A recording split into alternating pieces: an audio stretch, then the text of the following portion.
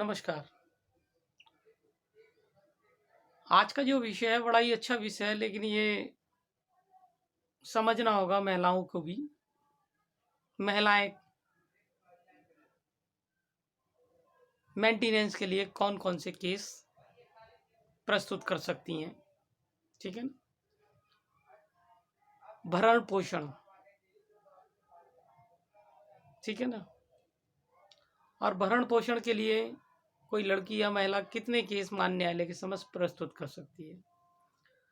सबसे पहला प्रावधान हम बताते हैं कि दंड प्रक्रिया संहिता 1972 के अधीन धारा 125 के तहत अपने पति से या घर का कोई भी व्यक्ति है उससे जो बड़ा है, अपने भरण पोषण के लिए भत्ता मांग सकती है, ठीक है ना। एक केस ये हो गया। इसी तरह उसमें बुजुर्ग भी कवर होते हैं, ये नहीं कि खाली कोई भी मतलब आश्रित व्यक्ति है, माँ बाप है या वो, ठीक है ना। 125 में वो भी कवर होते हैं, ठीक है। दूसरा केस हम बात करते हैं। दूसरा केस जो बनता है वो डीवी एक्ट के तहत भी महिलाओं को, खासतौर से लेडीज़ों को और बच्चों को उसमें प्रोटेक्ट किया गया है, जिसमें ये कहा गया है कि कोई भी व्यक्ति अपने आश्रित महिला और बच्चों को भरण पोषण देगा और उनकी रक्षा सहित करेगा, ठीक है ना। तो इन सब मामले में भरण पोषण का ये दूसरा केस फाइल कर सकती हैं, ठीक है ना। ये दूसरा केस होता है। और इसी तरह कोई तीसरा केस भी बनता है, वो धारा हिंदू विवाह अधिनियम की धारा 24। कोई केस है, किसी ने डाल दिया ड्यूरिंग टू पेंडेंसी, कोई केस 13 का डाल दिया, लड़की वहां जाके अपना भरण पोषण धारा 24 के अधीन प्राप्त कर सकती है, ठीक है ना। जिसके अंतर्गत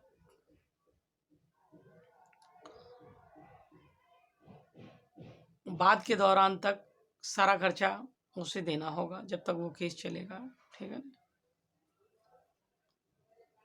उस केस में भी मेंटेनेंस बन जाता है, जब तक वो मेंटेनेंस डिसाइड नहीं होता तब तक के लिए उस केस में भी बांध दिया जाता है, ठीक है ना।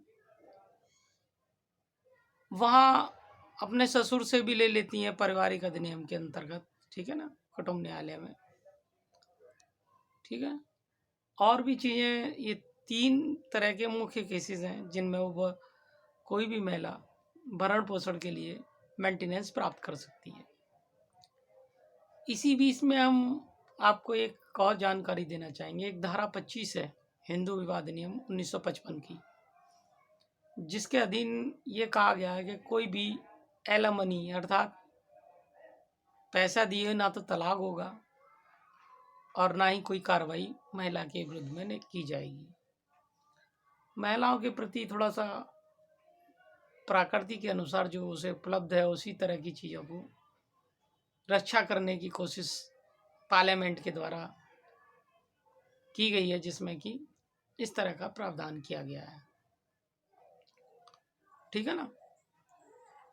ये जो सब विषयों पे हम बात कर रहे हैं, ये विषय इस तरह के विषय हैं कि आप समझ सकते हैं कि महिलाएं बड़ी परेशान रहती हैं इस सब मामले में कि वो क्या करें क्या ना करें।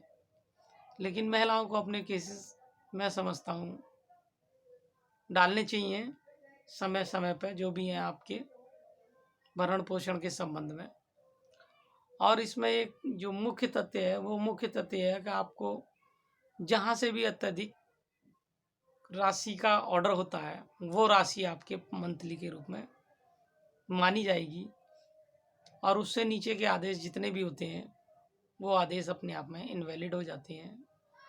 आदेश वो भी मान्य किए जाते हैं, लेकिन जो उच्चतर लेवल का जो मान्य न्यायालय के द्वारा आदेश किया गया हायर राशि का, उस आदेश को सभी कोर्टें फॉलो करती हैं, ठीक है ना। तो इसमें कोई कन्फ्यूज़न की स्थिति नहीं है कि एक कोर्ट ने ये कर दिया, एक कोर्ट ने वो कर दिया, या एक कोर्ट ने कम किया उसने ज़्यादा कर दिया। वो विवेक के अधिकार है माननीय न्यायालयों का, अलग अलग क्षेत्र अधिकार होने के साथ साथ, ठीक है ना।